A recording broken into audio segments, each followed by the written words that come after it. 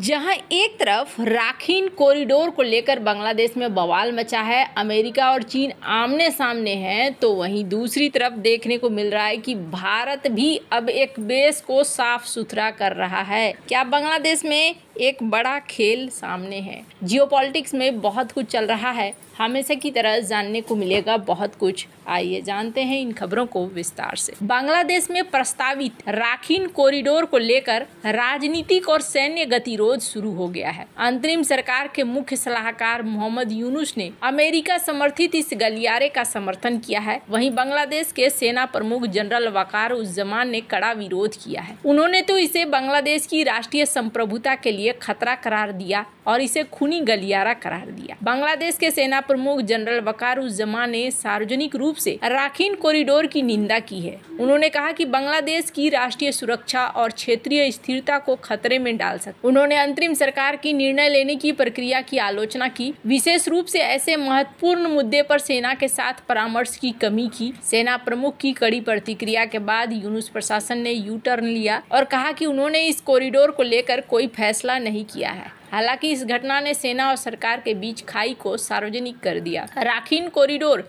दक्षिण पूर्वी बांग्लादेश के कॉक्स बाजार क्षेत्र को म्यांमार के राखीन राज्य से जोड़ने वाले प्रस्तावित मानवीय और रसद मार्ग को बतलाता है। ये एक संघर्षग्रस्त क्षेत्र है जिसने वर्षों से अशांति देखी है, विशेष रूप से रोहिंग्या मुस्लिम अल्पसंख्यक के खिलाफ। म्यांमार में नए सिरे से लड़ाई और क्षेत्र में फंसे नागरिकों तक मानवीय पहुंच की अनुमति देने के लिए अंतर्राष्ट्रीय मानवाधिकार समूहों की बढ़ती मांगों के बीच गलियारे को बनाने पर सहमति बनी थी। दरअसल इस परियोजना की पहल अमेरिका ने की थी। ऐसा माना जा रहा है कि अमेरिका की कोशिश राखीन कॉरिडोर के जरिए म्यांमार के जुंटा विरोधी विद्रोही गुटों की सहायता करना था। अमेरिका ऐसे कामों को लेकर बदनाम भी है। उसने पूरी दुनिया में दर्जनों देशों में सरकार विरोधी विद्रोही संगठनों की मदद करी है। वहीं म्यांमार का सैन्य शासन, जिसे जुंटा के नाम से जानते हैं, चीन का करीबी है। ऐसे में बांग्लादेशी सेना अमेरिकी और चाइना के बीच किसी भी विवाद में फंसने से बचने की कोशिश है। लेकिन यूनुस अमेरिका के दबाव में आकर ये समझौता करना चाहते हैं। बांग्लादेश में चीन का दखल दिनों दिन बढ़ता जा रहा है। जब बांग्लादेश में सत्ता परिवर्तन हुआ और मोहम्मद यूनुस देश की अंतरिम सरकार के मुखिया बने, तब ऐसा माना जाने लगा कि वो अमेरिका के ज्यादा करीब जाएंगे। हालांकि क्षेत्रीय हालातों को देखते हुए उन्होंने चीन का समर्थन करना शुरू किया। उन्होंने पड़ोसी देशों में सबसे पहले चीन की यात्रा की। उनकी यात्रा के बाद अब हाल ही में बांग्लादेश आर्मी चीफ वकारुज्जमान ने भी चीन का दौरा किया है। यहाँ पर जो गतिविधियां बढ़ रही है, उन गतिविधियों के बीच में अब भारत ने भी एक्शन लेना शुरू किया है। भारत द्वारा त्रिपुरा के कैलाश शहर हवाई अड्डे को फिर से बनाया जा रहा है। इसका सामरिक महत्व है, विशेष रूप से बांग्लादेश के लालमोनिरहाट हवाई अड्डे को साफ सुथरा और चीन की भागीदारी को देखते हुए। कैलाश शहर हवाई अड्डा त्रिपुरा के उत्तरी हिस्से में ऊनाकोटी जिले में स्थित है, जो भारत और बांग्लादेश सीमा के करीब है। यह हवाई अड्डा पिछले 30 सालों से निष्क्रिय था, लेकिन हाल के जियोपॉलिटिकल घटनाक्रमों, विशेष रूप से बांग्लादेश के लालमोनिरहाट हवाई अड्डे के फिर से बनने के संभावित भागीदारी के कारण भारत ने इसे सक्रिय करना शुरू कर दिया है। ये कदम भारत के रणनीतिक तैयारियों को मजबूत करने और क्षेत्रीय संतुलन बनाए रखने का हिस्सा है। विशेष रूप से सिलीगुड़ी कॉरिडोर, जिसे चिकन नेक के नाम से जाना जाता है, इसके निकट होने के कारण। सिलीगुड़ी कॉरिडोर एक 22 किलोमीटर चौड़ा सकरा भूभाग है, जो भारत के पूर्वोत्तर राज्यों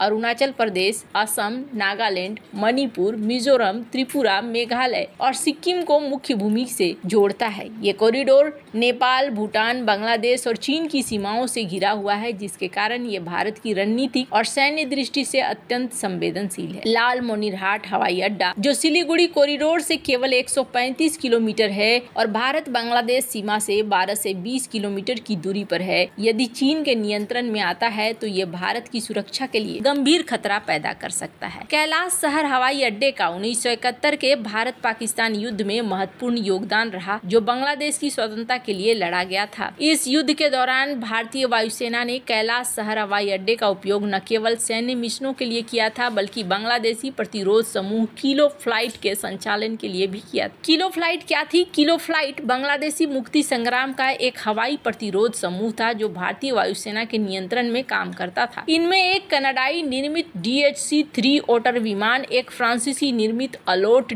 2 हेलीकॉप्टर, रॉकेट पोर्ट्स और मशीन गनों से लैस थे और एक अमेरिकी मूल का DC-3 डकोटा विमान शामिल था जो रसद सहायता के लिए उपयोग किया जाता था। कैलाश शहर से संचालन। किलो फ्लाइट ने कैलाश शहर हवाई अड्डे से हिट एंड रन मिशन शुरू किया जिसका उद्देश्य पूर्वी पाकिस्तान में पाकिस्तानी सेना के ठिकानों पर हमला करना और निगरानी करना था। ये मिशन बांग्लादेशी मुक्ति संग्राम के लिए महत्वपूर्ण थे और बाद में बांग्लादेश वायुसेना के गठन का आधार बने। कैलाश शहर हवाई अड्डे से संचालित इन मिशनों ने न केवल सैन्य दृष्टिकोण से महत्वपूर्ण भूमिका निभाई बल्कि ये भी प्रदर्शित किया कि भारत और बांग्लादेशी प्रतिरोध मिलकर एक साझा लक्ष्य के लिए काम कर सकते हैं। ये हवाई अड्डा उस समय भारत की रणनीतिक ताकत का प्रतीक। हाल के सालों में बांग्लादेश में चीन की बढ़ती सैन्य और आर्थिक उपस्थिति ने भारत की चिंताएं बढ़ाई है। लालमोनीरहोट हवाई अड्डा जो द्वितीय विश्व युद्ध के दौरान ब्रिटिश शासन के तहत बनाया गया था, लंबे समय से निष्क्रिय था। यह हवाई अड्डा 1931 में बनाया गया और 1947 के बाद पाकिस्तान ने 1958 में नागरिक उपयोग के लिए इसका इस्तेमाल किया था। लेकिन अब चाइना की भागीदारी यहाँ देखने को मिल रही है, पाकिस्तान की भी भूमिका है और यही वजह है कि भारत ने प्रतिक्रिया के तौर पर इसे आगे बढ़ाना शुरू कर दिया है। कैलाश शहर हवाई अड्डे का एक बार फिर से विकास भारत की रणनीतिक नीति का हिस्सा है। इस क्षेत्र में चीन और बांग्लादेश की गतिविधियों का जवाब देने के लिए ये कदम उठाया गया है। वैसे आपको बता दूं, बांग्लादेश में मोहम्मद यूनुस के नेतृत्व वाली अंतरिम सरकार के खिलाफ चल रहे विरोध प्रदर्शन ने देश को राजनीतिक अस्थिरता में घसीट दिया है। सरकारी कर्मचारियों द्वारा एक सेवा कानून के खिलाफ विरोध प्रदर्शन चौथे दिन में प्रवेश कर चुका है जिसके जवाब में सरकार ने अर्धसैनिक बलों,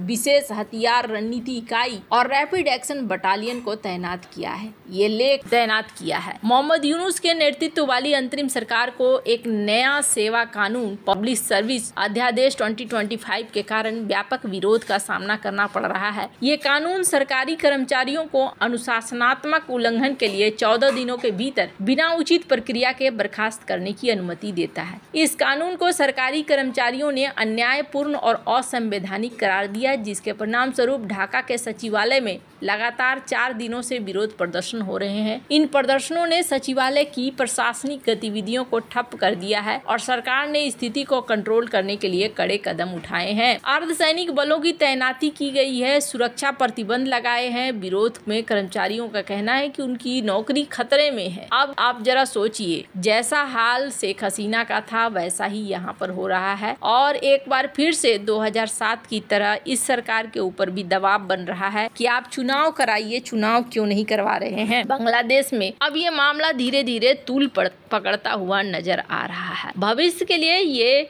बांग्लादेश को एक बड़ा अल्टीमेटम है। आने वाले दिनों में अगर बांग्लादेश भारत के प्रति कुछ सोच रहा है तो जाहिर सी बात है फिर भारत भी उसी हिसाब से सोच रहा है और उसी हिसाब से भारत एक्शन भी लेगा, ये बात भी तय है। बांग्लादेश की अस्थिरता में आगे आने वाले दिनों में बहुत कुछ जरूर लिखा हुआ है। आपको क्या लगता है? और क्या आपको लगता है कि बांग्लादेश में अभी और भी ज्यादा इवेंट बचे हुए हैं और बहुत कुछ नजर आने वाला है? जियोपॉलिटिक्स में इस वक्त बहुत कुछ चल रहा है। जहां यूनुस जापान के लिए निकल रहे हैं, यूनुस के चेहरे में आप देखेंगे कि अब ताजगी आ गई है। पहले किस तरीके से बूढ़े शूढ़े से लग रहे थे, अब धीरे धीरे जवानी इनमें फूटनी शुरू हो गई है। तो सत्ता का परिवर्तन है और सत्ता और कुर्सी का चमक धीरे धीरे इनके चेहरे पर भी दिख रहा है। वैसे आपको क्या लगता है? इन सब मामले में आपकी क्या राय है? कमेंट कर जरूर बताएं। जल्द मिलते हैं अगले वीडियो में नई खबर के साथ।